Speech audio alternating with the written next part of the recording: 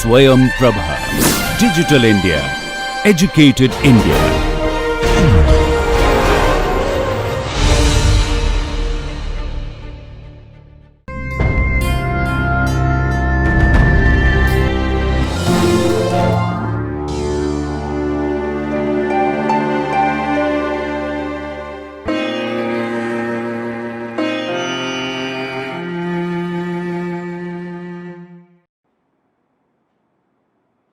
Hello everyone, I welcome you to the course Nursing Research and Statistics, and today the topic of the lecture is dissemination of the research findings. I have divided this particular topic into two parts. So today we will be talking about the part 1, that what are the outlets for the dissemination of the research findings.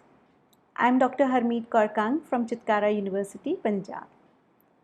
So before moving forward, let us see what are the learning outcomes of today's lecture. So at the end of the lecture, students will be able to understand the different outlets for communicating the research findings, and they will also be able to understand that what are the steps for preparing for the communication of the findings of the research study. So what is dissemination of the research findings? See, if you have conducted a research study and you have not communicated your findings to the fraternity of nursing, then it is of no use. So whatever research findings you have got after conducting the research study, it is your moral responsibility that you should communicate your findings to everybody, so that if there are any compelling results which you have found which can help in improving the nursing practice or improving the nursing education or administrative skills, then the nursing fraternity should know that, so that they can improve the practice. So dissemination of research findings is very, very important. So whenever you have to think of disseminating your research findings, the first step is selecting a communication outlet. Then you have to see that the outlet which you are using, what type of audience will be there. So you should know the audience for whom you are communicating your research findings. Then you need to develop the plan that how you will be communicating your findings. So for that plan, you have to decide for the authorship, you need to decide for that what type of content you will be including, and then you will be assembling the materials.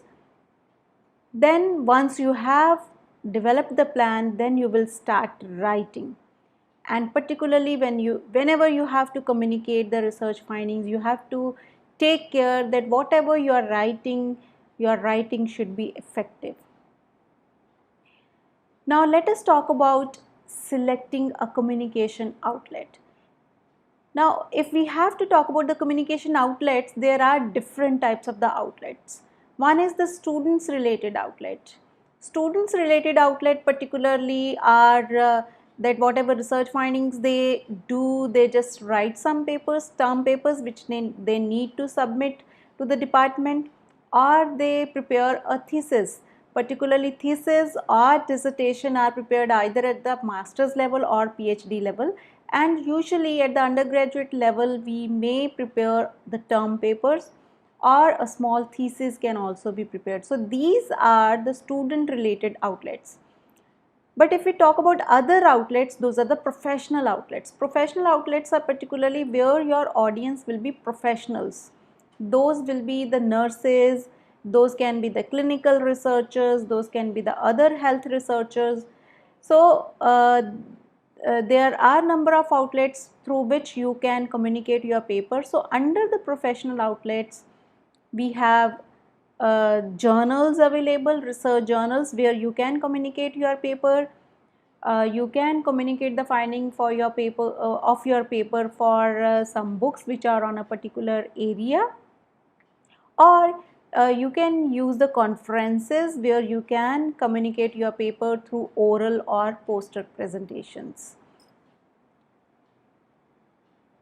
Now, you need to know before you start communicating your findings, you have to know that who will be the audience for your research findings. So, good research communication depends upon providing information that can be understood by consumer. So if you have done a research study and you want to communicate, whatever method you are using for communicate, whatever information you are providing, it should be completely understood by the consumer. So that is why you need to know that who will be your consumers. If you are sending your paper for a journal, that journal is read by whom? Is this journal for the practice nurses, or this journal is for the educators, or this journal is particularly for the policy makers or administrators? And even if you are going to a conference, you need to see who will be the audience. Is it particularly for nurses, or all health professionals are included in that, or the people will be from some administrative background? So you need to write your paper accordingly so that it should be appropriate for the audience who will be listening to or who will be reading your research results. So whenever you have to communicate your paper, you should take care of some questions. So first one is, will the audience include nurses only, or will it include professionals from other disciplines? So if you are writing only for nurses, you might be writing in a different way. Or if there are different professionals, then you may have to write in a different way. So you have to know whether those are nurses only or other health professionals, because particularly sometimes some conferences might be for not only health professionals, they may include other professionals like social scientists or psychologists. So they may not understand the terminologies which we use in our clinical practice. So there then you need to see that which type of terminology you will be using so that your audience should be able to understand. Second thing is, will the audience be primarily researchers or will it include only professionals?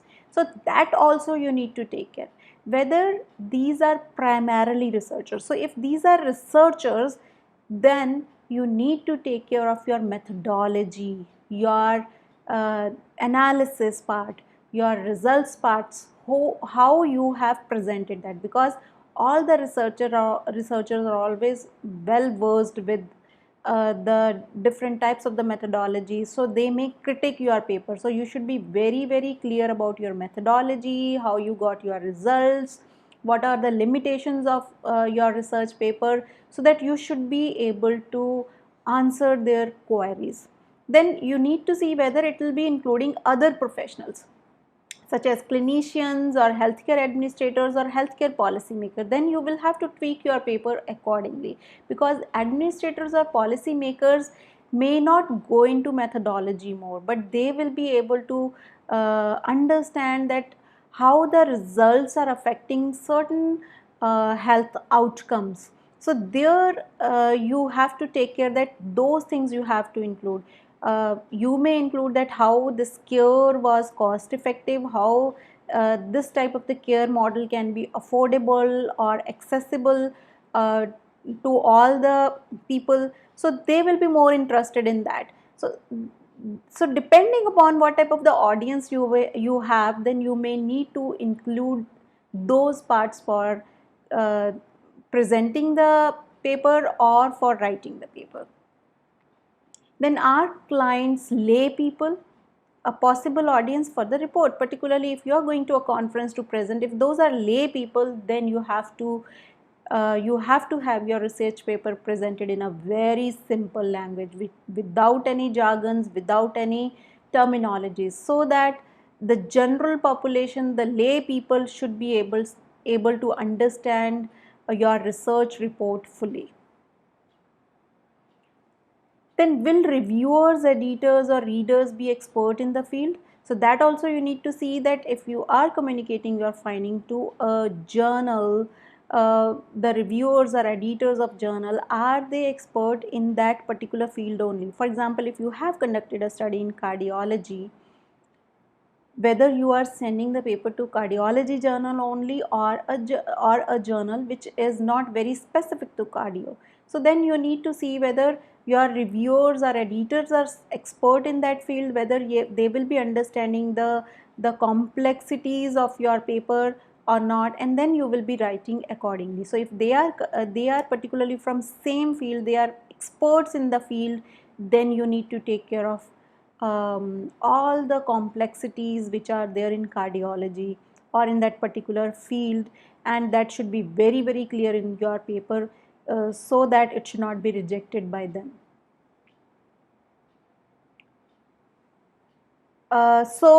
Whenever you are writing your paper, you need to take care that you may have multiple audiences.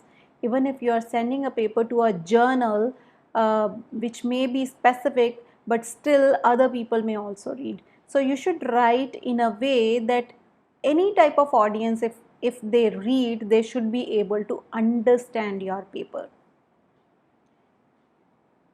Then writing clearly and avoid technical jargons to the extent possible.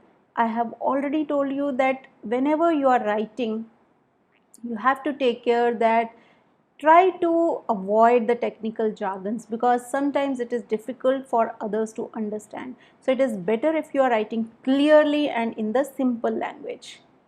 Then, although writing for a broad audience may be an important goal, it is also important to keep in mind the need of the main intended audience. So although I told you that you have to write keeping in mind that multiple audience will be there, but still you need to see that what is the main intended audience.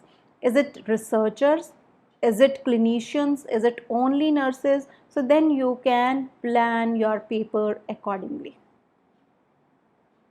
Then it is always important to emphasize what the findings mean for practice of nursing. So as nurses, always whichever research study you do, if whether you are sending a paper to a journal or you are presenting your findings in a conference, always emphasize that how the results mean for the practice of nursing, what are the implications for your study findings for the practice of the nursing, how it can improve our practices.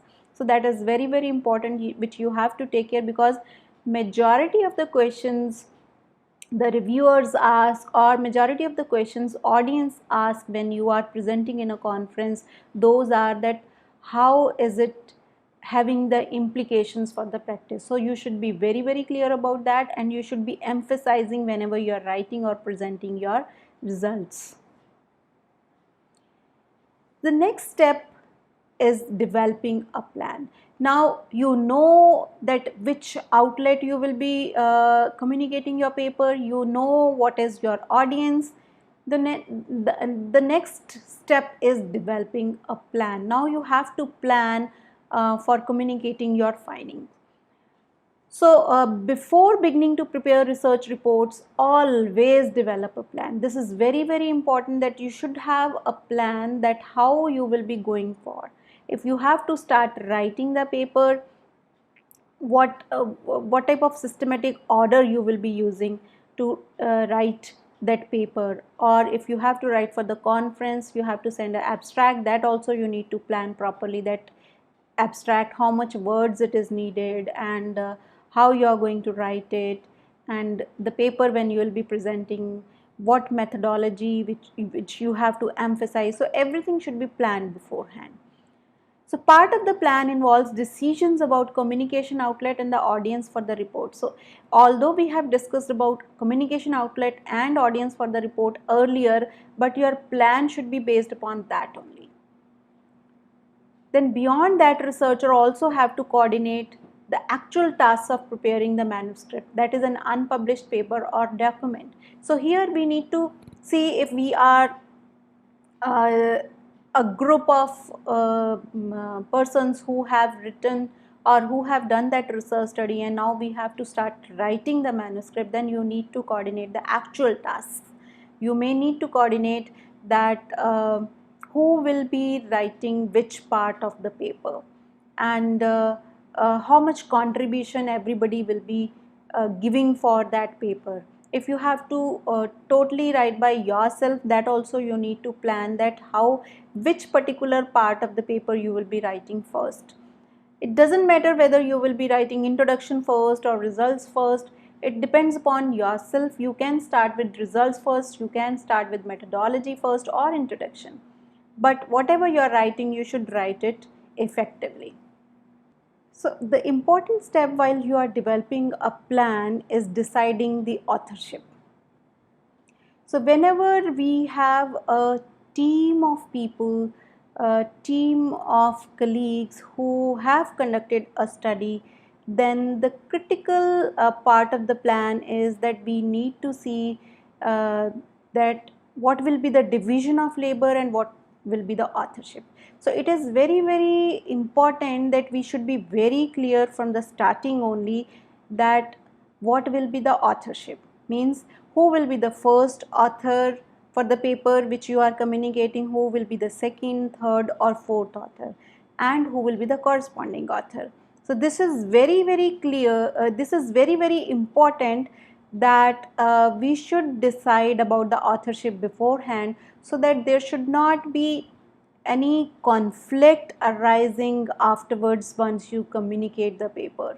So whenever you have to decide, you take care that who has made the substantial contribution particularly. So if you see the International Committee of Medical Journal Editors, they have advised that authorship credit should be given to only those people who have contributed to the conception and design of the study, who have conceived the idea for the study, and who have really designed the methodology of the study, or who have helped in the data analysis and interpretation.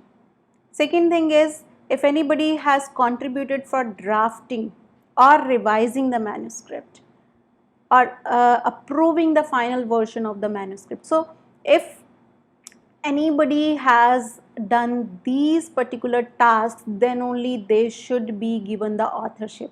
So without any reason, if any person is your senior or any person who has not contributed, we should not write their name as author. Authorship should be given based upon the substantial contribution which the person has given for the research study. And the lead author, who is usually the first named author, is the person who has overall responsibility for the report and usually for the study.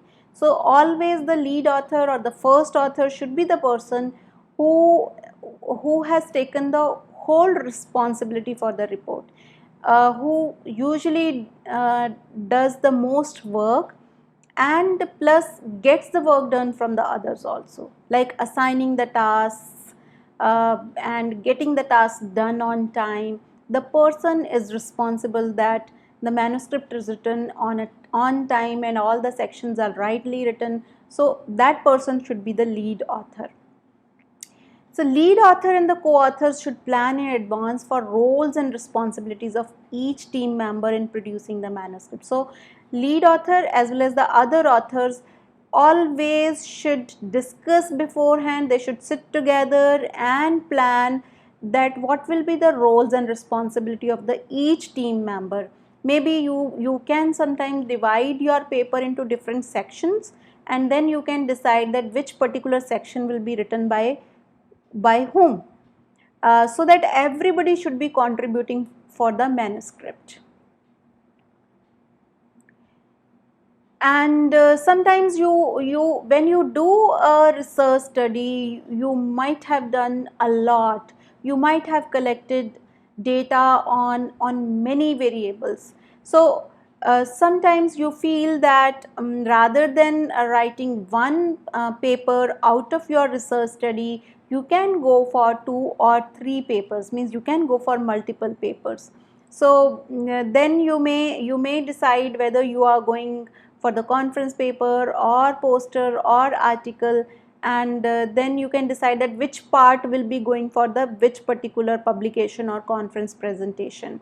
Always you should take care that one part of out of that research study should be a single publication. The other publication out of that paper should not be having the duplicated results or methodology. It should be totally different from the first paper. So that is very, very important for you. So if you are going for the multiple publications from one research study, in that situation an early decision involves what aspects of the study to write about in a given paper. So you need to decide that which particular aspects of your study will go in the first paper, which aspects will be going into the second paper, and how you can make these papers different, and how you can ensure that there is no duplication of the information. If there are multiple and complex research questions or hypotheses, perhaps several papers will be required to communicate important results adequately. So because mostly the journals, they ask for number of words for your paper, like some journals they write that empirical paper should not be more than 5,000 words. So if you have conducted a study which was having multiple research questions or complex research questions, then you may not be able to give the whole information in one paper. Then you may have to go for multiple publications so that all the results which you have got from your research study you can communicate adequately. But that should be decided beforehand, and there should not be any conflict between the authors that which publication should go first and which should go second, and what content should be covered in first paper or second paper. Researchers who collect both qualitative and quantitative data often report on each separately. Now that should also be decided beforehand, that if you have collected qualitative and quantitative data together in one research study, whether you will be presenting or you will be communicating the data separately for qualitative and separately for quantitative, or you want to present it in the form of mixed methods, where you will be presenting the findings of both qualitative and quantitative and then integration of those findings also. So that should be decided by you. Either you can go for separate studies or you can go for mixed method study. And sometimes there are substantive theoretical and methodological findings, each of which is intended for different audience and merit separate papers. And sometimes you feel that the methodology or the theoretical background or some findings are different from others, which should go for different papers only. So you can decide that which paper should go for which particular type of the findings. So that should be mutually decided by all the authors beforehand.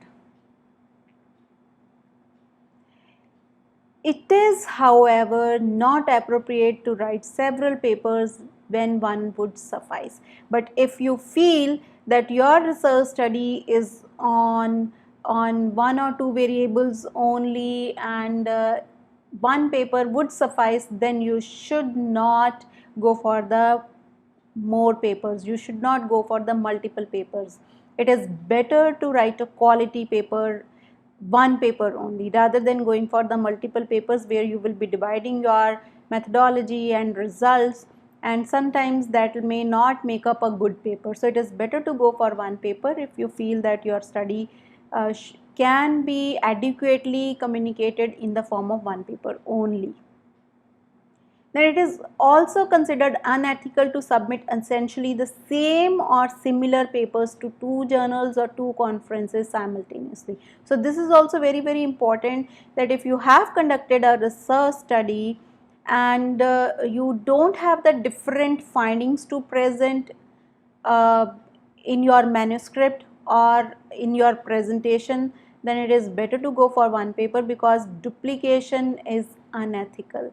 You cannot submit the same findings or same paper to two journals simultaneously.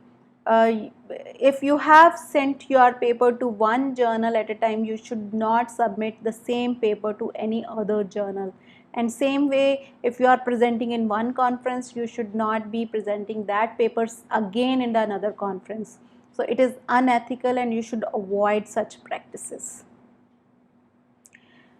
Okay, so next step is that now you have decided upon authorship, you have decided on what will be the content.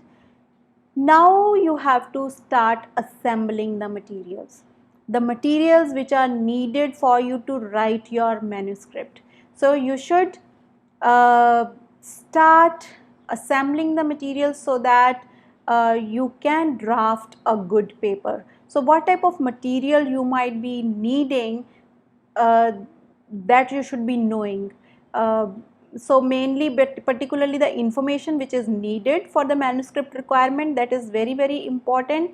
So you have to see that what are the guidelines which are issued by the journal if you are submitting to the journal, or by the conferences. So if you will be going on the journal's site, you can see where they always give the guidelines for authors. And before writing, you should be very, very clear about all those guidelines, so that you should start writing in the form which they need.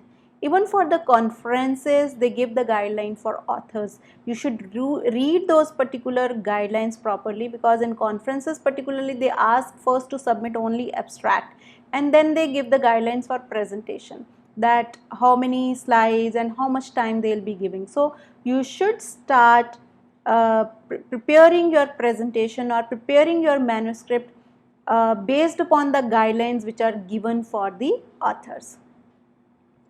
And other materials also need to be pulled together and organized for easy retrieval. Now, because you are starting to write the paper, everything should be easily retrievable to you. So for that, you should keep everything ready, because you have written your paper, so you will be reading, you will be needing the literature review, you will be needing the methodology, you will be needing the tools which you have used, and your master data sheet you will be needing the analyzed data and results which you have got from your research study. So all the materials which are needed for writing the manuscript should be pulled together so that you can easily retrieve. So I've already told you that you will be needing relevant literature and even references, because whatever sources you have used, you need to cite, and based upon that you will be giving the list of references. So these should be easily available to you when you are writing the manuscript. You need to be clear about your instruments which you have used in the study, that should be with you. Then description of the study sample, how you have collected the sample, what was the sampling strategy which you have used, how you have calculated the sample, all the description should be with you when you start writing the manuscript. Then output of the computer analysis, if you have used any software, then what type of output you got, because through that output only then you will be presenting that in tables or in text you will be writing, so that will be available to you. Then figures or photographs that illustrate some aspects of the study. Sometimes you need to present some aspect of your study, particularly like if you are writing a review, you may have to present the Prisma diagram, or some other figures like consort diagram if you have conducted a RCT. So those all figures etc. should be available to you. And then administrative approvals also, because mostly sometimes journals they ask for the ethics approval or the approval from the institution where you have conducted the study, and you may have to give the registration of your RCT with the trial registries. So that everything should be available to you, so that you should be able to write in your manuscript properly. Okay, now you have assembled the material. Now next step is preparing an outline. So whenever you have to start preparing the outline should be clearly showing that what sections you will be including in your manuscript. So outline is always a guidance tool for you. It provides you the guidance for content to be covered in the manuscript so that you should not miss any content. So based upon the author's guideline, you can write the outline with the content which need to be covered, and it suggests ways in which smooth transition between sections can be made. So you can divide your plan of manuscript into different sections, and then you can start writing. Research reports usually follow a fixed flow of content, as when I explained you about all the steps of the research. You know that you have to start with introduction, then you will be writing methodology, then your results, and then discussion. So mostly the research reports follow a fixed flow of content, and as we subsequently discuss, but an outline with major headings and subheadings can help the researcher to get an overview of the task ahead.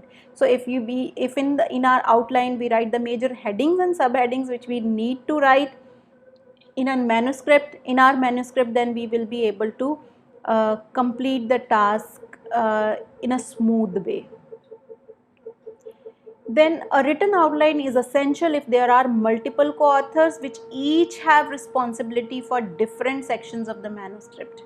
So always we should have, if we are having the sections and major headings of the paper which we will be writing, then we can divide between our authors, that which author will be responsible for writing which section. Then it will be there will not be any conflict, and you can do or complete your work within the timelines. And the overall outline and individual assignments should be developed collaboratively. Always you should discuss, you should sit together, and then you should decide that which particular part will be assigned to which author. And one final advantage of having an outline is that it can be incorporated into a timeline. So basically, because now through the outline you know that these sections have to be covered, and then you can set the goals or deadlines that maybe first maybe all the authors at a time will be starting, maybe first author will be writing introduction, the other author will be writing methodology. Then you may decide that by which date they have to complete that particular section. So through that you can give the deadlines for completing the manuscript, and manuscript can be completed within the timeline. And sometimes if we do not set the timelines, it may take months for a small manuscript also to write. So if you are having outline and you have set the timelines, then it is easy to write the manuscript. So this is one example which I have given. I use this type of the research paper outline where I always write that what are the total words which are needed for you to write the manuscript. Then you divide the manuscript into different sections which are based upon the author's guideline. Mostly the journals give the information that your paper or manuscript should be written in these headings. Then you can prepare this outline and you can discuss between all the authors that which particular part will be written by which author, and you can set the timelines. Okay, now you are having the outline, now you have to start writing. But how to write effectively? Mostly many researchers, they have all the assembled material with them, and they have the outline also, but they find it difficult to write effectively, or they find it difficult to start writing. So first thing I'll say is that do it. So if you have everything with you, you have to start doing it. So you have to get in habit of writing, even if it is only 10 to 15 minutes a day. So even if in a day you can devote 10 to 15 minutes for writing, you should write. Otherwise you will not be able to start writing your manuscript. And a research report does not have to be written in a linear fashion from the beginning to end. So I have already told you that it is not compulsory that you have to start from beginning only. Some people feel that they can write better methodology first and then they can go for results or discussion, and some people they straight away start with results. So it is okay. From which part you want to start, it is your own wish, and you can start writing from end or you can start writing from beginning. Then writing can start in the middle, for example, by describing something you know well, like who the study participants were or what hypotheses were addressed. So you can start writing anywhere. Then writing is a bit like learning to swim or play the piano. So if you will keep on writing, then you will learn how to write. It is not easy for everybody to write effectively, but it is a skill which you learn by practicing. So if you keep on writing, then slowly it will get easier for you to write. So just like we can learn swimming, just like we can learn playing piano, so you can start writing effectively if you keep on practicing. Then writing a first draft is harder than editing and revising. So mostly the first draft is difficult to write, because the person, he feels that he is not able to put whatever he wants to write in words. But once you start writing it, then if your first draft is complete, then your task becomes easy. You can edit it and revise it. So mostly if you will talk to anybody who write the manuscript, so they say that it is difficult to start writing, and after writing, if your first draft is over, then mostly it becomes easy for them. And it is usually better to write a draft in its entirety and then go back later to rewrite the awkward sentences. So once you start writing, keep on writing. Don't feel that whatever I am writing it is wrong or I have not used the good sentences. You just complete your first draft. And once your first draft is over, then you should go back later to rewrite the awkward sentences.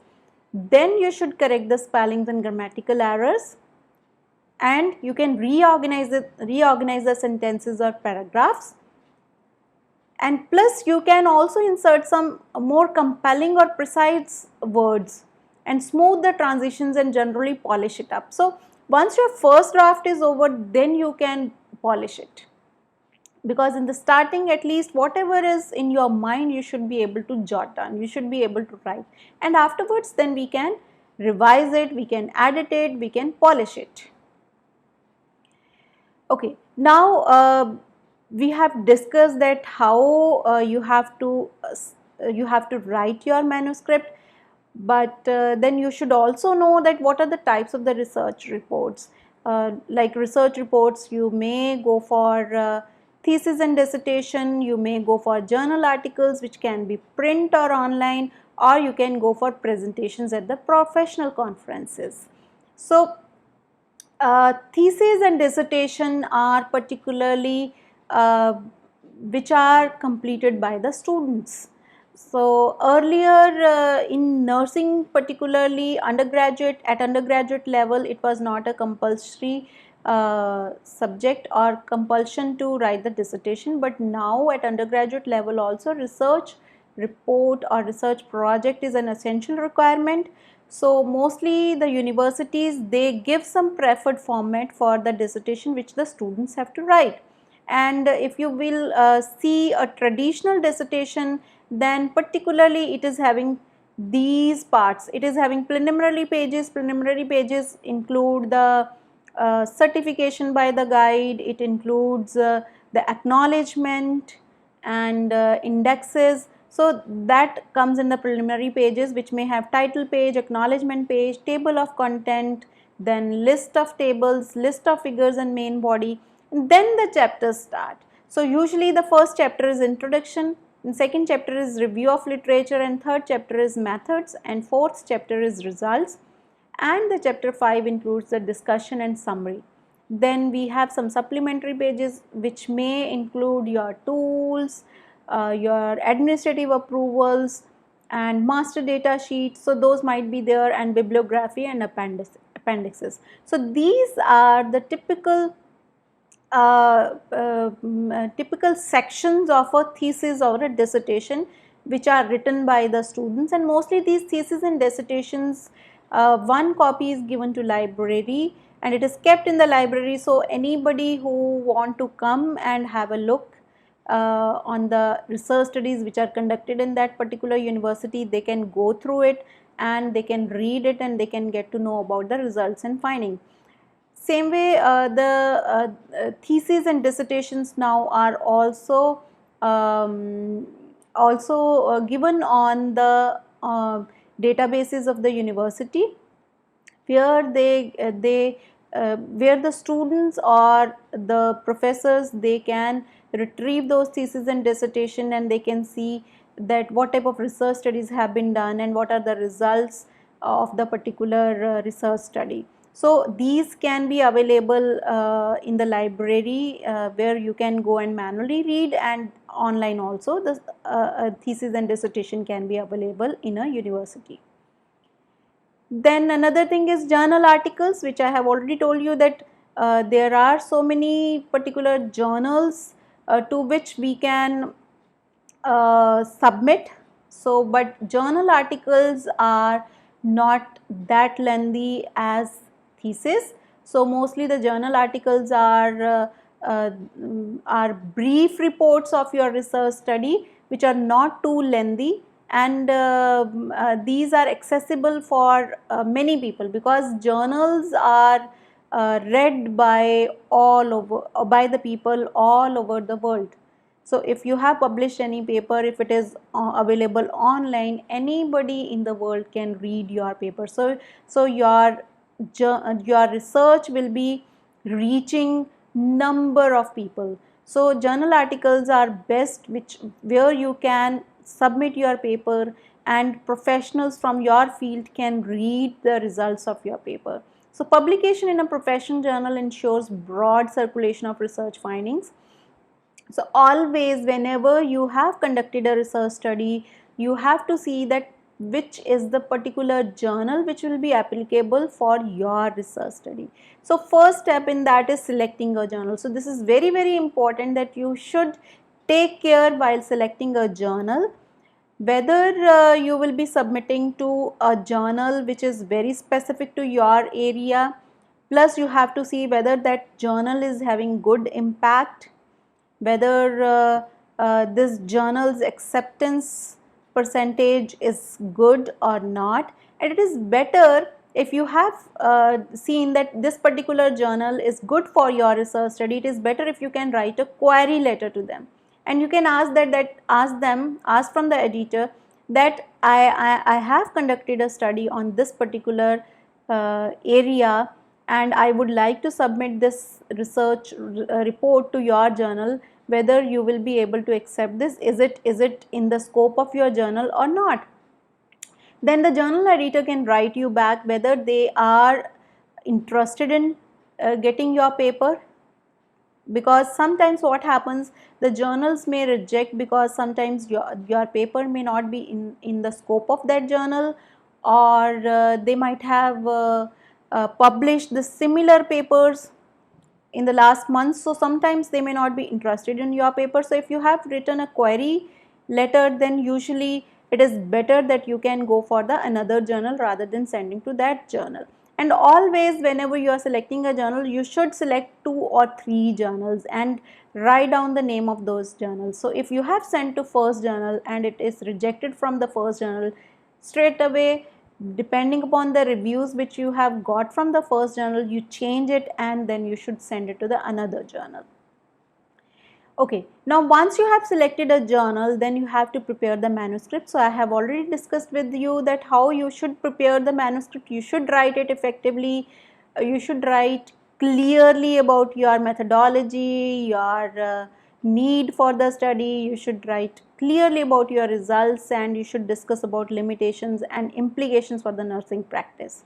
So once you have written the manuscript, then you submit your manuscript, and all the journals have different methods for the submission of the manuscript. Some are having some online platforms where you can submit, and some journals ask to send it by mail, So you need to see that what is the submission process of the manuscript for a particular journal, and you should communicate or submit accordingly.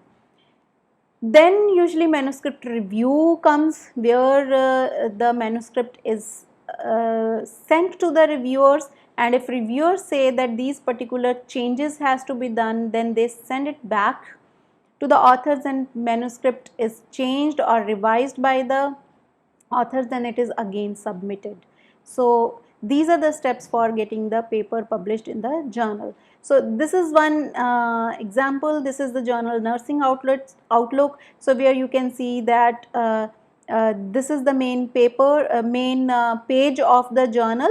So here, if you will click on submit your paper, you will be getting the author's guideline, and you can view the articles, that how this has been articles are written, and then you can write your manuscript accordingly. And plus, through the submit your paper, you can see that what is the method of submitting the paper, and guidelines for authors, how you have to write the paper, that everything is given in this guideline. And about the information about the journal is also given in indexing, that what is the impact factor, where is it indexed, so everything is given. So this is a typical journal where you can send your paper, and this is a list of the papers. And this is an example of the journal article. Like this paper I have got from the PubMed, where this paper has been given. So this is the in the journal, your article will look like this. This is just an abstract, but your other part will also be full text, will give you the whole article. Okay, the third way is presentation at the professional conferences. So numerous professional organizations sponsor annual meetings at which nursing studies are presented, either through the reading of a research report or through visual display. So you have two methods of presentation at the conference. You can either do an oral presentation where you can read your research report, or you can go for the poster presentation where you visually display your research study in the poster. So presentation of the research results at conference is having distinct advantages over the journal publication. First thing is that in the conference, not much time elapses between the completion of the study and communication. You can straight away go and present your finding.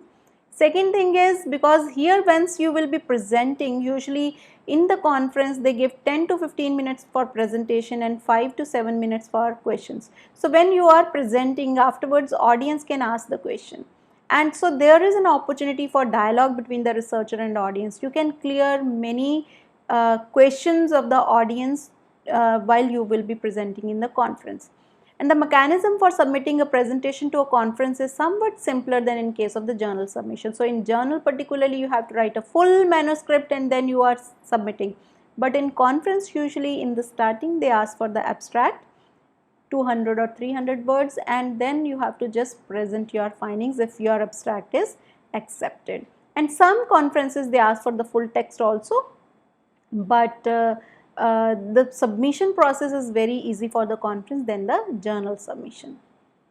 So the association sponsoring the conference ordinarily publishes an announcement for call for abstracts, and particularly whenever there is any professional conference, so at least 6 to 9 months before they will ask and they will call for the abstracts for the conference.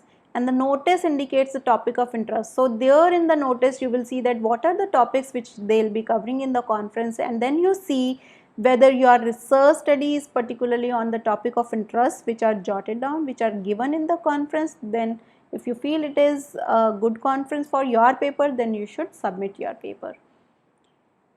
So oral reports, mostly the most conferences require prospective presenter to submit an abstract of 500 to 1000 words rather than a complete paper. So they mostly ask for an abstract.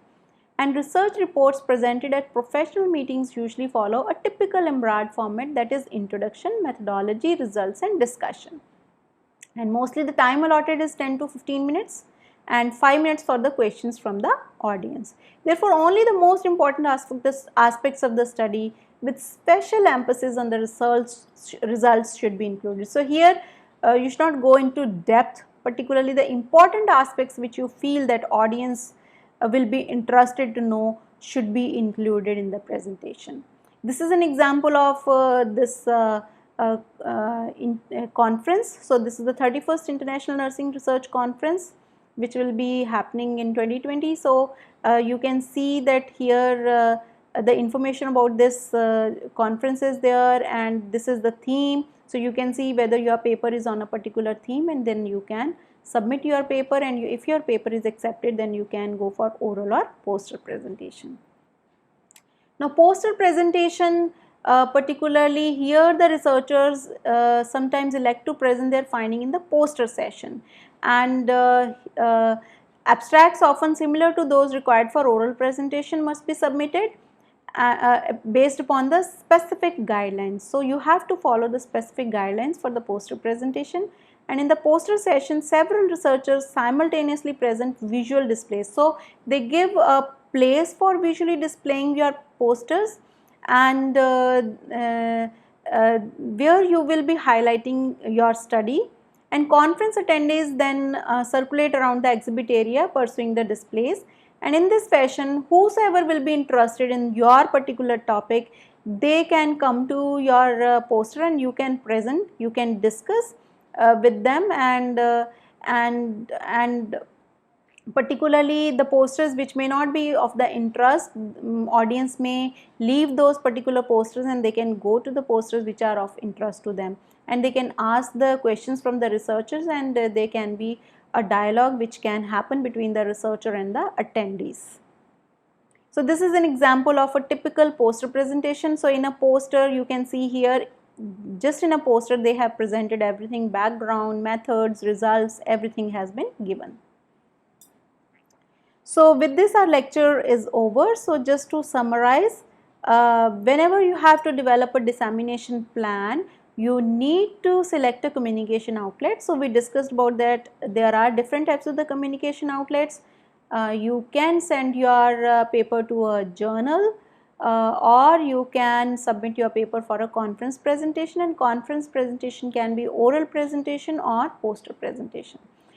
Always after selecting your communication outlet, you need to know that what is your audience, and you should present your findings or information of your research based upon the audience. Then decide on the content that can be effectively communicated in a single outlet. So you need to decide and write your content in a way that it should be effectively communicated, and whosoever will be reading your content should be able to understand. So with this, this lecture on dissemination of research findings part 1 is over. So now we will be meeting in the next lecture, which will be the part 2 of the dissemination, where we will be talking about that how or what type of the sections or content of the research report you have to write. So thank you. Have a nice day.